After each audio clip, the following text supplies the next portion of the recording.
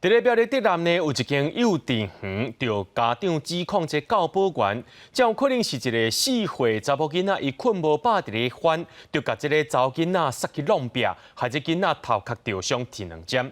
另外，伫咧云林虎尾有一间做过来中心，着家长指控讲，这护理师讲伊也伤过粗鲁啊。即马这2间呢，当地政府也拢要调查。画面看到4个查某囡仔双手摸皮，哪像咧哭跋倒坐伫涂骹。教保员随按后壁出来甲救起来，搁塞按壁角。查某囡仔哪像就伫过程内底头壳着伤，互送去病院添2针。我对他的认识不会，因为他们好像在搬那个棉被。对，刚起床哦。哎，对。事件发生伫10日，有家长指控讲，查某囝伫苗栗德南一间幼稚园，因为困醒伫骂吼，落教保员粗鲁对待，搁着伤。影片伫网络公开，家长忧心囡仔心理嘛受伤害，对这个教保员有提出伤害的告诉。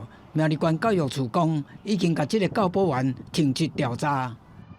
给予那个就做确认跟认定，啊，认定之后就按照教保人员的幼教法的规定啊，针对那个个人行为给予罚款，或是违反安全法规定给予处置。伫云林虎尾嘛有一间夜来中心，防指控不当照顾红婴仔，有家属看到一个护理师倒手抱一个婴仔，也毋过正手搁同时阵咧敲另外一个婴仔的头壳，规动作看起来是真正粗鲁。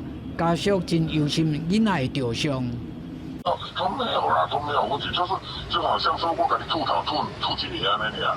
我来照顾已经照顾2、3天的啦。我们还是要实地上到现场去了解实际的状况以后，才能下定论。虽然这间夜来中心有强调讲，红婴仔并无着伤，嘛已经甲这个护理师调集处理，也毋过卫生局讲。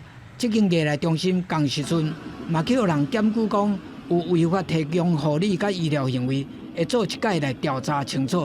记者综合报道。